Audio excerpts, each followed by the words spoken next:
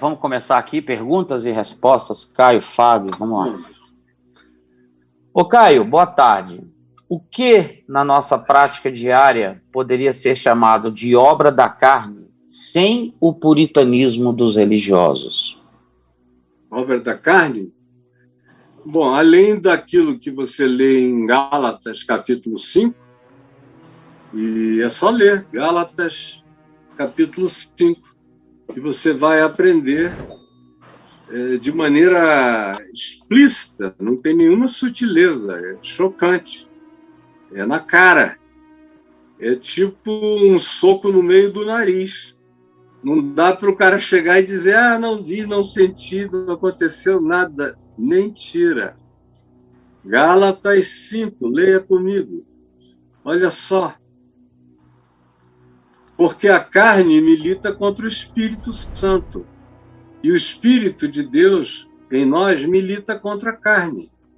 Porque os desígnios de ambos, o caminho do Espírito Santo, em contraposição ao caminho da carne, que é o caminho do predador, é o caminho do mamífero, é o caminho do ente egótico, ele existe em contraposição ao amor de Deus. O Espírito Santo é amor, alegria, justiça, paz e tudo que eu digo aqui.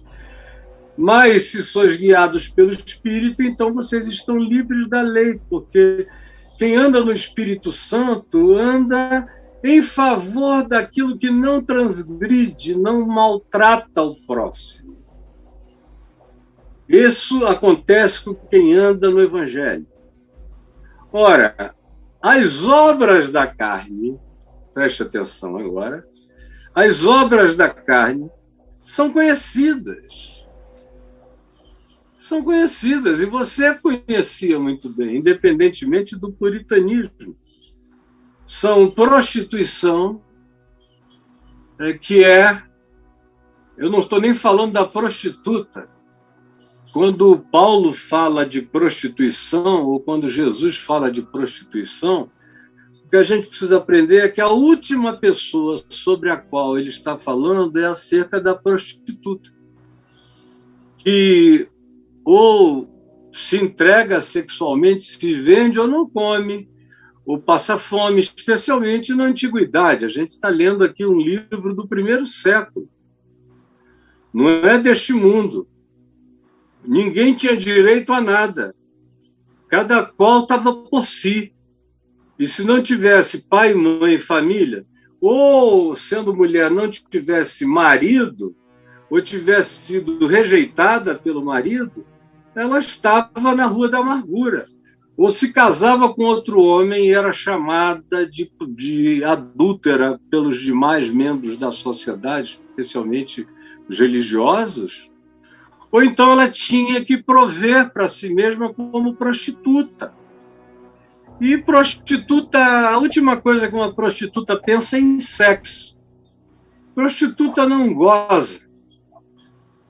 Para você encontrar uma prostituta que goze, é porque ela está começando, ela olhou para você e alguma coisa ligou a ti. Do contrário, ela quer que você faça lá o seu trabalho e termine a hora que você queira. Ela quer tomar o banhozinho dela e ir embora, e não saber nem se você vai querer vê-la outra vez.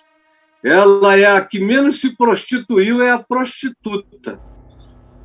Agora, quem mais se prostituta é quem busca, quem paga, quem leva, quem usa, quem abusa, às vezes quem escarnece, quem maltrata, quem faz daquele ser um objeto, esquece completamente que tem um ser humano, que tem pai, tem mãe, tem filhos, muitas vezes, e trata como uma coisa.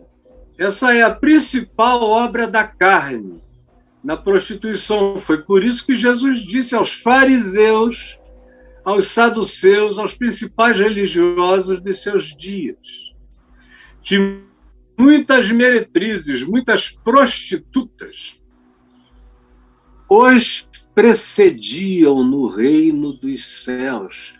estavam na frente deles, iam chegar primeiro lá. Porque eles não eram a prostituta, mas vários deles pagavam a prostituta escondido. Eles apedrejavam a prostituta, mas eles eram capazes de, num lugar secreto, pagarem para desafogarem as suas próprias doenças e taras e desejos. Quanto mais religioso e quanto mais se autorreprime pela religião, mais tarado se torna. Então, o primeiro é prostituição, se diz aqui. Impurezas, que é aquela atitude permanente na mente, no coração, nas emoções, de olhar para todo mundo com aquele desejo lascivo, com aquela água na boca perversa, com aquele veneno, com vontade de inocular algo que faça com que você possa comer aquela carne. Isso é o que pré-existe na impureza, na mente do impuro. Aí vem ciúmes. Ciúmes, que a gente acha que é natural. Ah, ciúmes. Não é nada, não. Aqui é obra da carne. Esse ciúme, essa possessividade. Tem gente que tem ciúme dos filhos com os avós. Tem mãe que tem ciúme do filho com o pai. Tem gente que sente ciúme dos filhos com os tios. Tem gente que sente ciúme dos filhos com as babás. Tem gente que sente ciúme da mulher, do marido, de todo mundo. Todo mundo é posse. E o ciúme, muitas vezes, é violento, é humilhante, é acachapante, é esmagador, é divisivo, rompe, é grosso, é carne. Iras, essa vontade de comer, de matar, que você sente frequentemente e algumas vezes guarda no coração por dias e dias. Tem gente que guarda por anos. Ira. Pode não fazer nada do lado de fora, mas do lado de dentro, o coração irado, Paulo diz em Efésios 4, é um lugar onde o diabo encontra ninho. É na ira do coração. Aí ele fala de discórdias, que é a capacidade de dividir unanimidades. Discórdia é rachar, cortar no meio o coração. Cord tem a ver com o coração. A discórdia é a divisão emocional, sentimental. Tem gente que vive para produzir discórdia, divisão sentimental, divisão emocional, divisão fraterna, divisão afetiva. São pessoas que a gente não deve levar para lugar nenhum onde tudo esteja bem. E eu tomo o maior cuidado com isso. Tem pessoas que eu não trago na minha casa, de jeito nenhum. E quando vêm, pedem para falar comigo, eu recebo em algum lugar, mas eu não quero que a minha família nem veja, nem sinta aquele espírito. Tem gente, por exemplo, que eu até convivo pessoalmente, porque eu sei como lidar com aquela pessoa. Mas num aniversário meu, eu não convido para ela vir na minha casa encontrar outros 50 amigos meus. Porque o espírito dela não casa com os filhos da paz. Chega e logo depois você vê que está aprontando. Às vezes é um conselho que você dá para um filho, para uma filha, que chegam em casa com uma namorada ou um namorado novo. Aí você que é velho, você que já rodou, que já fez de tudo, que já viu, que já foi ginecologista amador, que já foi proctologista, já foi psiquiatra, já foi tudo de muitas milhares de pessoas. Aí você começa a ter um poder de escaneamento que você olha e diz, meu Deus, o que a minha filha está fazendo? O que o meu filho está fazendo? Que problemas ela vai ter ou ele vai ter? E não dá outra. Às vezes a gente acerta até no prazo. Eu e minha mulher, ela me pergunta, quanto tempo você acha que esse negócio dura? Aí eu digo, com esse cara aí, que é mais liso, pode até passar de 6 meses. Agora, tem outros que eu olho e digo, olha, se chegar a 2 meses foi milagre. Aí você fala isso para o filho, mas ele, ela, seja quem for, não, eu é que conheço. Então tá bom, meu amorzinho, você é que conhece. Mas qualquer coisa, o papai está aqui. E não raramente o papai participa no final. Vai para casa, meu garoto, está tudo bem aqui. Porque você aprende a discernir aqueles que trazem discórdia. E o duro é quando você descobre que um filho seu está se tornando um ser de discórdia. Se você o puser no meio da própria família dele, ele acaba criando alguma forma de divisão, de obra da carne, e aí você tem que lidar com isso com muito carinho, senão uma maçã podre destrói todo um cesto de maçãs e peras boas. Fruta apodrecida a gente não pode deixar com aquelas que ainda podem ser comidas, senão estraga a coisa toda. Assim é aquele que produz discórdia, dissensão, que é a discórdia transformada em discussão, em bate-boca. Aí vem a facção, que é quando a discórdia e é quando a dissensão viram partidos, grupos para lá, grupos para cá, que vão animando-se uns contra os outros. Obra da carne. Aí, nesse sentido, a igreja evangélica no Brasil é um jabá só, porque é muita ira, ciúmes, discórdias. E eu falei de prostituição, impureza, lascívia e pulei idolatria, que você só associa à adoração de imagens, e não é. Isso aí é a idolatria mais infantil. A grande idolatria não tem objetos do lado de fora. É amor ao dinheiro, que é a raiz de todos os males, o amor à prosperidade material a qualquer preço, é a paixão desenfreada por alguém em relação a quem você está disposto a dar tudo, a fazer tudo, a não segurar nada, porque você ficou louco, louca, desvairado, enfeitiçado. A palavra feitiçaria aqui vem do grego farmácia, farmaqueia, que é o lugar das poções, dos encantamentos, designa aquilo que altera a consciência, desde drogas até estados mentais alterados, como a paixão, que é a mais forte de todas as drogas, pode produzir na gente. É idolatria. E você não consegue largar. Idolatria, feitiçaria, inimizades, são aquelas antipatias, porfias, ciúmes, iras, discórdias, dissensões, facções, inveja. Eu quero o que o outro tem, eu quero ser como o outro é, eu queria a cara do outro, eu queria a inteligência do outro, eu queria as oportunidades do outro, eu queria ser o outro. Bebedices, que não é um pileque aqui, um pileque ali, é aquele estado de bebedeira que não cessa e que vai transformando a vida dos outros numa embriaguez coletivizada por esse alambique ambulante que a pessoa é, que aonde chega derrama a cachaçada dos seus pensamentos, turva os entendimentos, briga, fala besteira, diz o que não sabe, anuncia o que nem crê.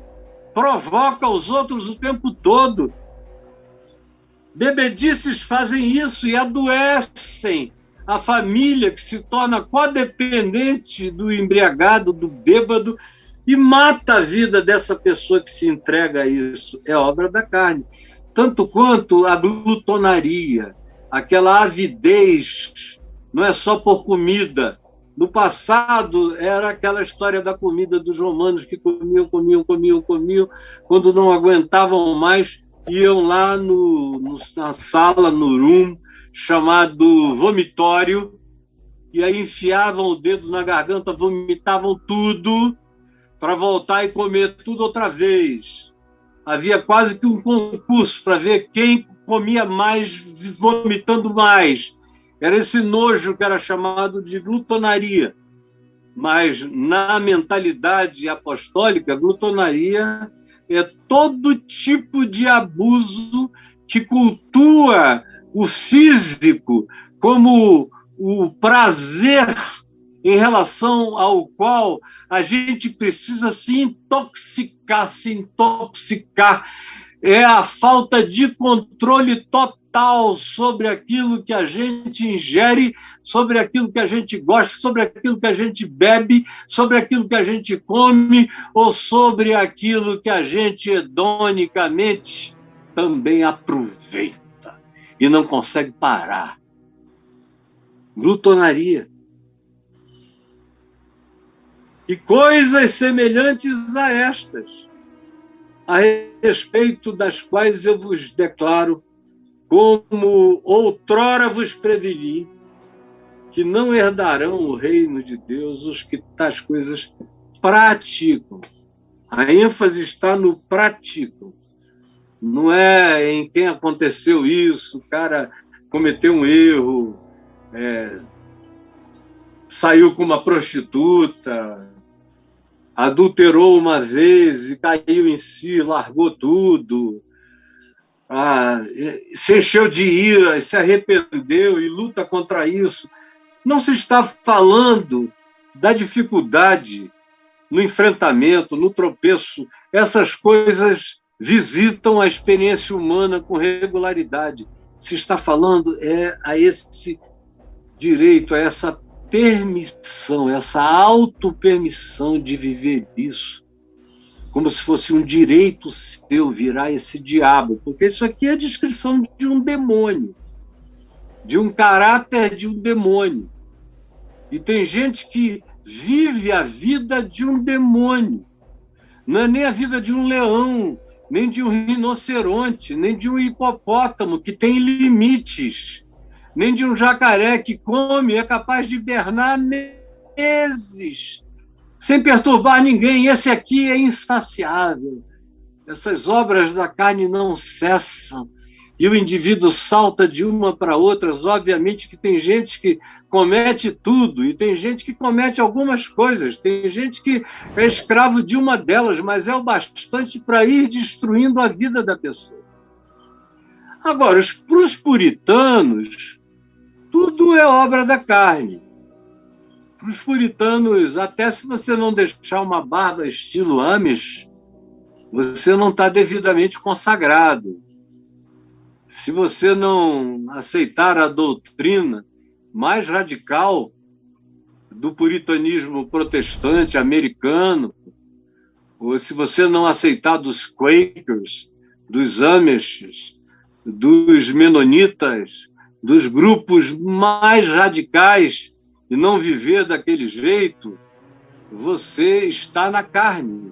Como tem comunidades puritanas por aí, que se você tiver um carro com brilhos no carro, você está na carne, você tem que pintar tudo de fosco.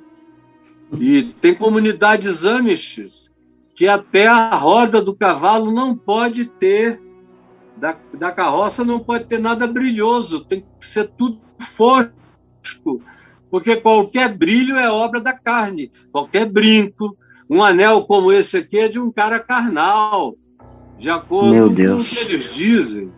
E por aí afora, tudo é obra da carne. Até aquelas coisas que Jesus era um grande carnal do ponto de vista dos puritanos.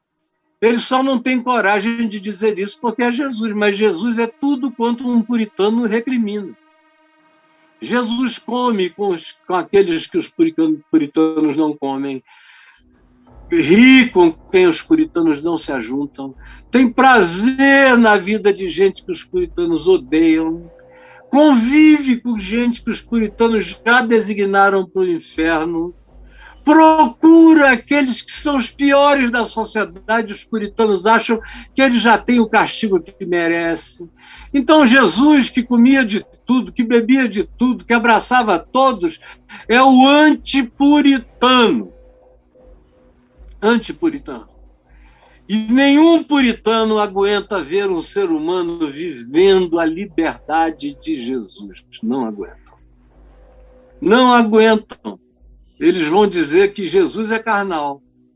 E se não for Jesus, que eles não podem, mas se for alguém que viva como Jesus, que alguém olhe de longe e diga, meu Deus, eu nunca vi ninguém tão parecido com Jesus como você. Não estou falando de cara, eu estou falando de modos, de gestos, de ação, de atitude, de perdão, de carinho, de misericórdia, de compaixão, de justiça, de verdade. Eles não suportam.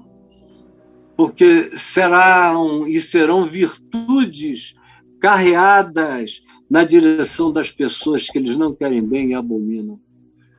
Para haver um Jesus que agrade os puritanos, ele tem que odiar o mundo, como os puritanos. E os puritanos chegam a dizer que quando você prega e diz que Deus amou o mundo e deu seu Filho, você está cometendo pecado. Quando você diz ao pecador, venha, porque Deus te ama, e na cruz todos os seus pecados já foram perdoados, ele diz, é mentira. Só foram perdoados os pecados dos eleitos. Aí os eleitos são os puritanos, os reformados, os caras caretas pra caramba que nasceram aqui no ocidente da Terra, o resto do mundo está todo perdido porque não é puritano. Então, o puritano é uma raça das mais perigosas e nefastas que pode existir para descaracterizar o amor, a leveza, a relacionalidade, a paz e os vínculos daqueles que querem viver a paz em amor, segundo o Evangelho de Cristo Jesus.